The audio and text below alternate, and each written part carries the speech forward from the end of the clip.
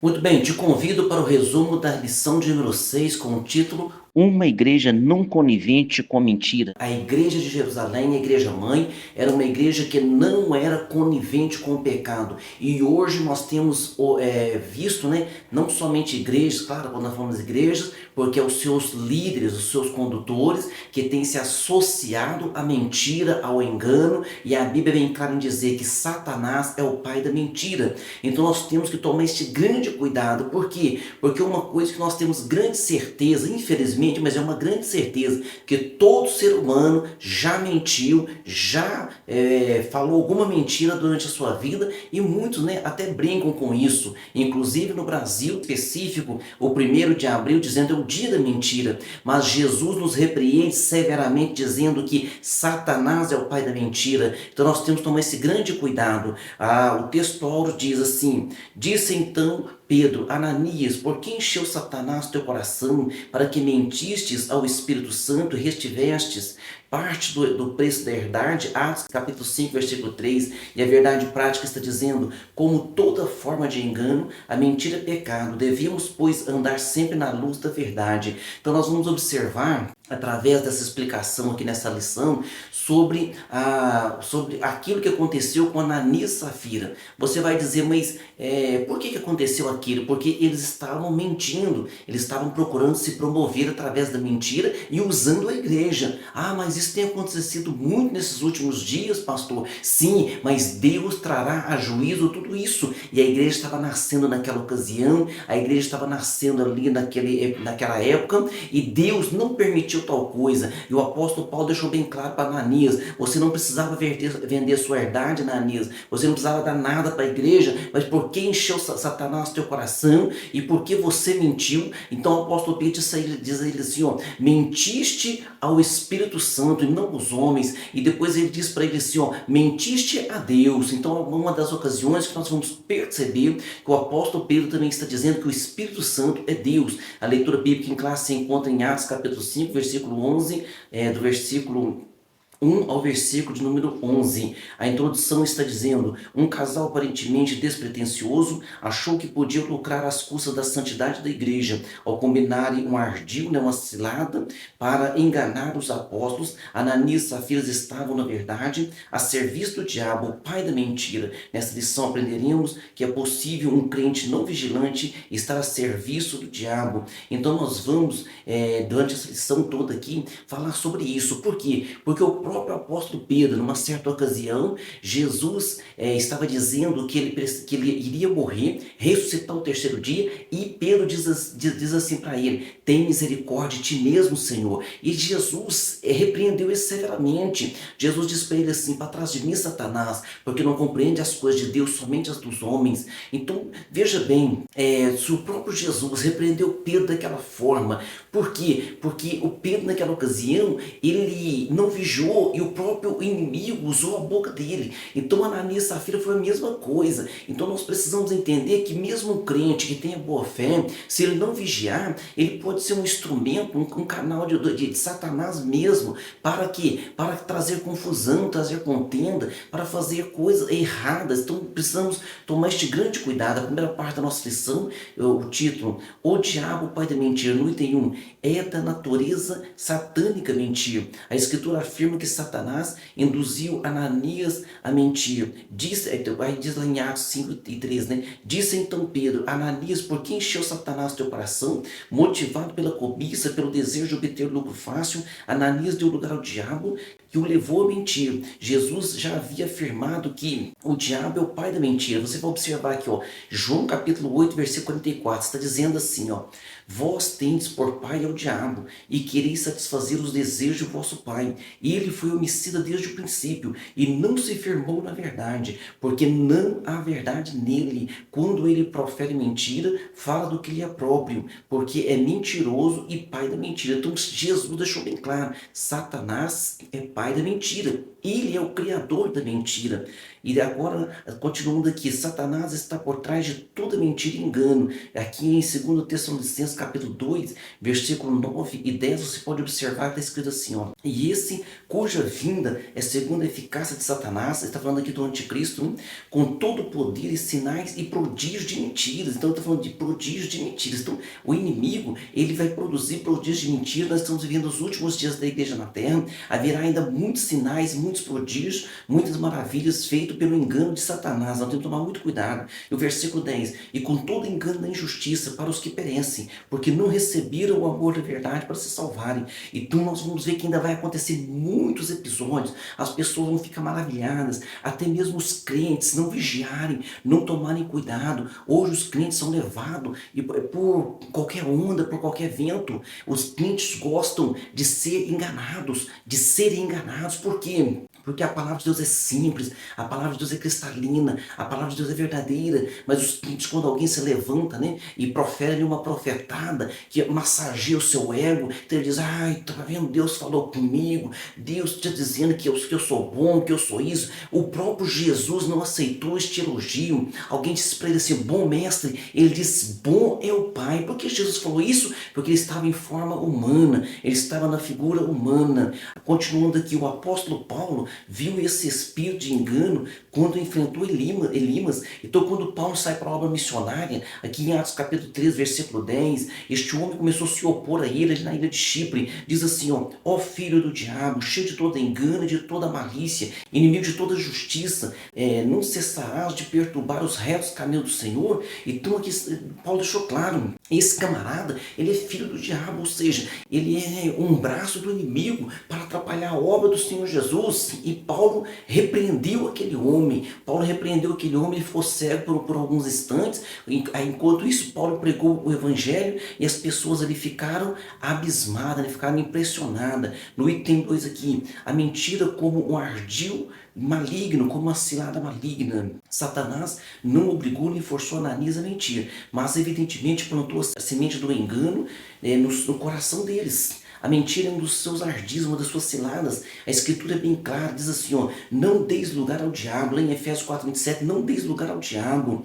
Também diz assim, por certo Ananias sabia disso, pois estava numa igreja doutrinada pelos apóstolos. Ananias sabia que não podia mentir, sabia que era errado. A questão, portanto, não estava em não saber fazer a coisa certa, mas em subestimar o ardil do inimigo, a cilada do inimigo. Então o que ele disse com a sua esposa? Olha, nós vamos, dar um exemplo, tá? Nós vamos vender por 10 e nós vamos falar que vendemos por 4 ou por 2, nós vamos ficar com o restante e o nosso nome vai aparecer. Então ali foi eles quiseram receber uma glória no seu coração. E quantos homens hoje têm recebido uma glória no seu coração?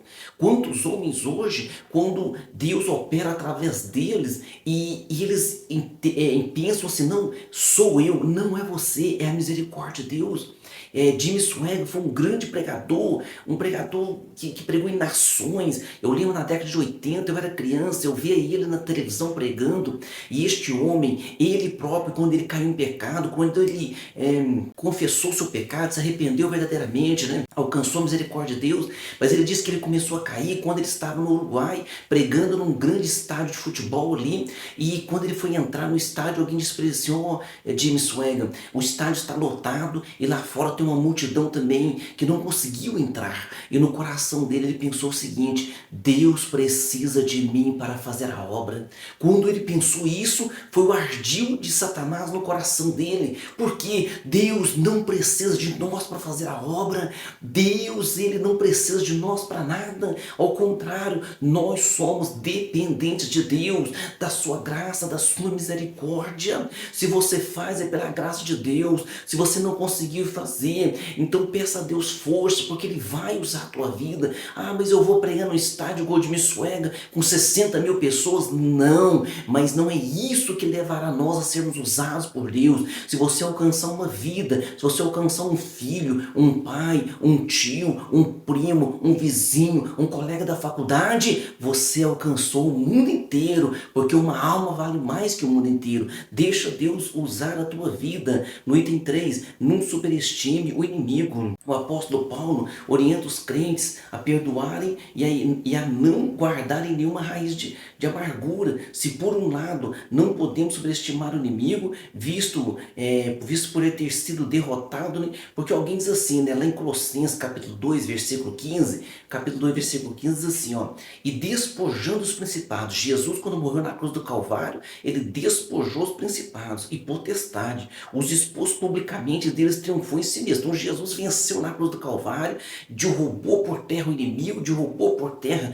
as potestades, mas aí o que acontece? A pessoa começa a superestimar o inimigo.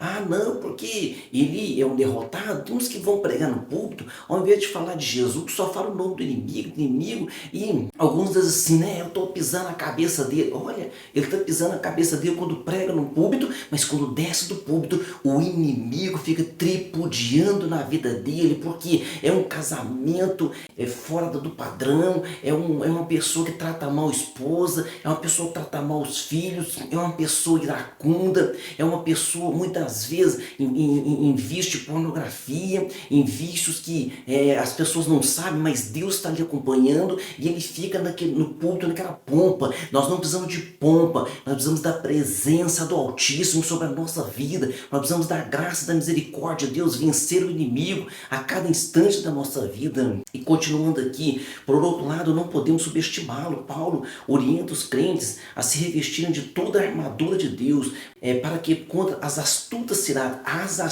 ciladas, em Efésios então fala para revestir das armaduras de Deus, para nós possamos resistir às astutas ciladas do inimigo. A expressão grega astutas ciladas traduz o termo grego metodeias, de onde procede o nosso termo grego método. Então o diabo, ele é meticuloso, ele tem metodologia, ele age metodicamente, ele trabalha, ou seja, ele tem uma metodologia. O inimigo, ele fala assim com muita ousadia. Claro, ele é o pai da mentira, ele acredita naquilo que ele fala, mas ele tem certeza. Ele pudesse falar nesse momento, ele diria assim, ó, eu tenho um plano, eu tenho um projeto, eu vou derrubar esse pastorzinho que está aí, ó, na internet ensinando o povo. E ele tem esse projeto mesmo, ele tem uma metodologia, mas Jesus tem a graça, Jesus tem a misericórdia, e o sangue do Senhor Jesus Cristo já foi derramado na cruz do Calvário. Não batalhe sozinho contra o inimigo, porque você perde. Batalhe ao lado de Jesus, porque aí nesse momento você já será mais do que vencedor. Amém?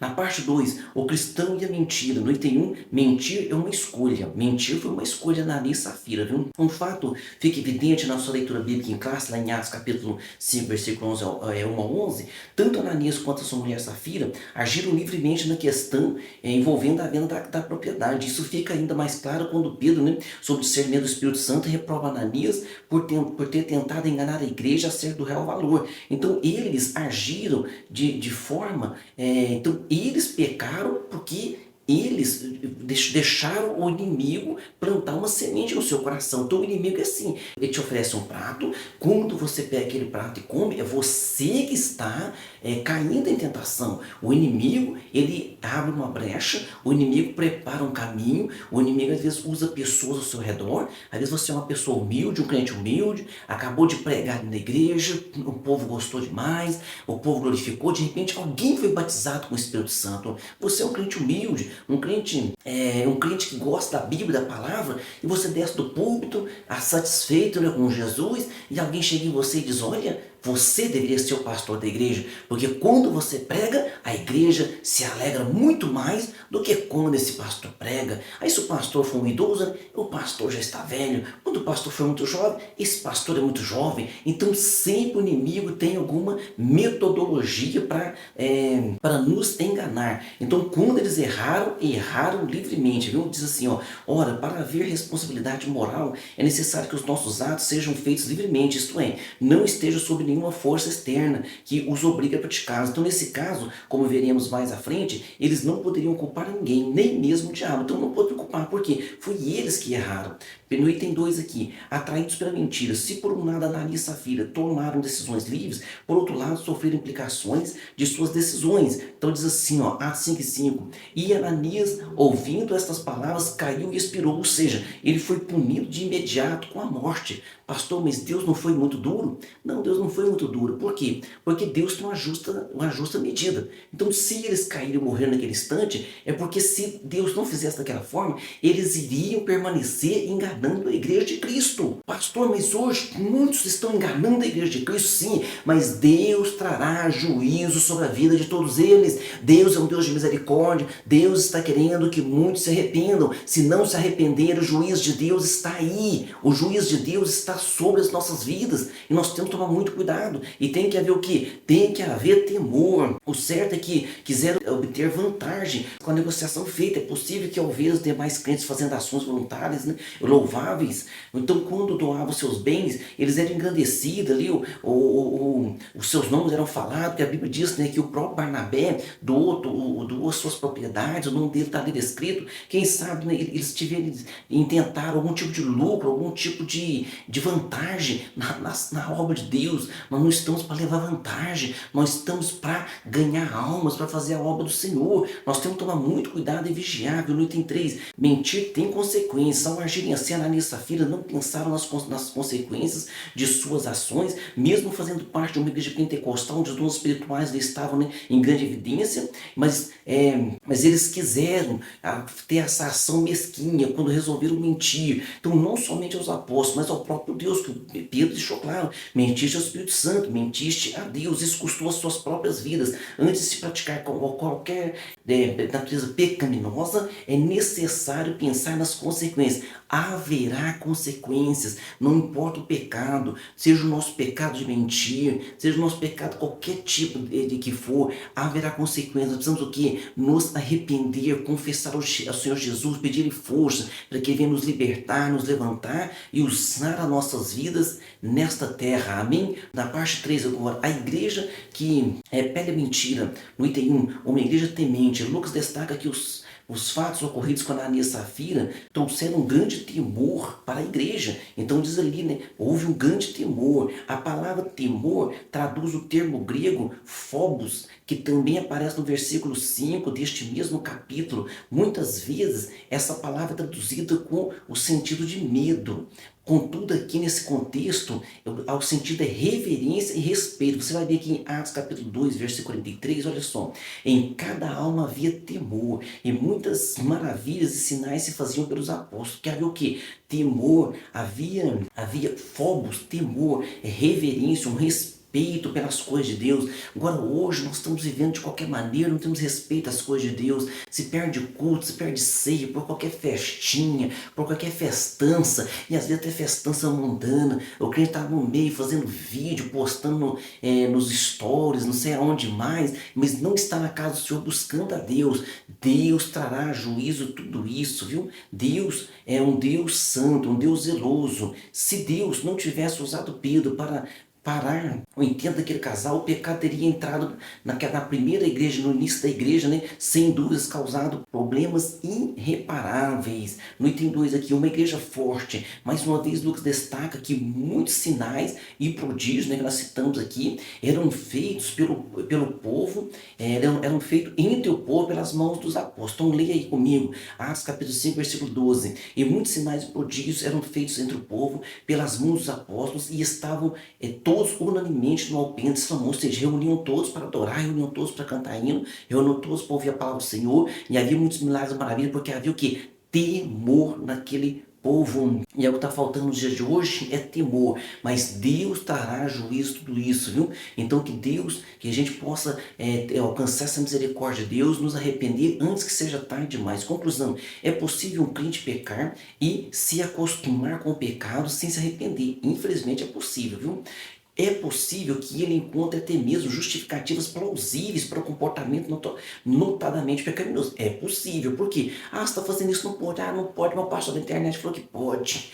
Mas o outro fulano faz. Eu conheço um pastor que faz. Eu conheço, não sei. Gente, mas eles estão fazendo errado, não vão morar no céu. E se nós não nos consertarmos, nós vamos passar a eternidade juntamente com eles.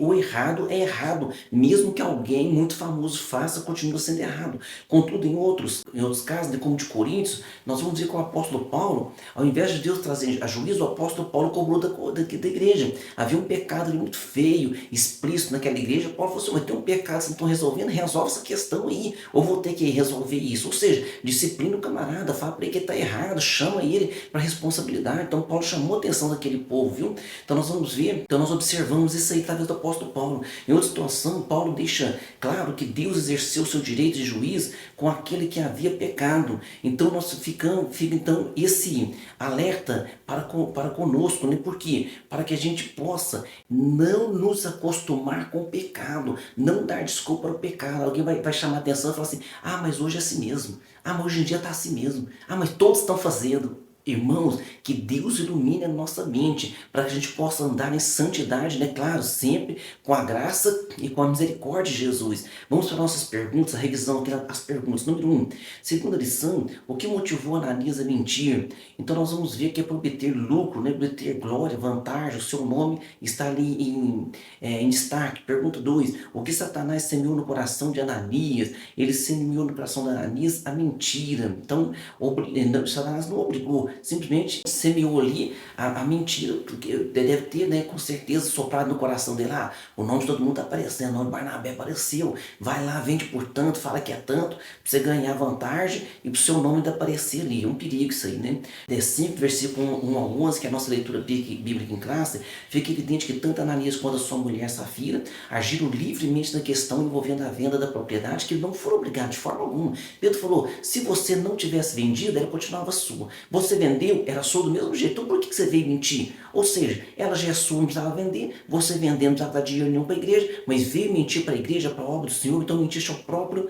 Deus, ao próprio Espírito Santo. Pergunta 4, o que é necessário pensar antes de qualquer prática de natureza pecaminosa? É necessário pensar nas consequências. Todo pecado traz consequências, viu? O que é, pergunta 5, de acordo com a lição, o contexto de Atos capítulo 5, do versículo 1 ao 11, depois Atos capítulo 5, versículo 12, mostra. Nós vamos ver que assim que nós terminamos aqui essa história, aí o versículo 12, né, que eu li para vocês, está dizendo: e muitos sinais e prodígios eram feitos entre o povo pelas mãos dos apóstolos, e estavam todos unanimemente no alpendre de Salomão. Ou seja, aonde é repreendido o pecado, a igreja tem vida, a igreja tem movimento, a igreja tem o agir do Espírito Santo. Então vamos repreender o pecado, pregar contra o pecado, evitar o pecado, como o próprio Deus, né, elogiou Jó, dizendo, né, que ele fugia, né, da aparência do mal e desvia-se do mal. Então que Deus nos dê essa força, essa graça para desviarmos do mal e fazermos sempre a vontade do nosso Deus. Amém? Deus abençoe você e sua família e até a próxima aula.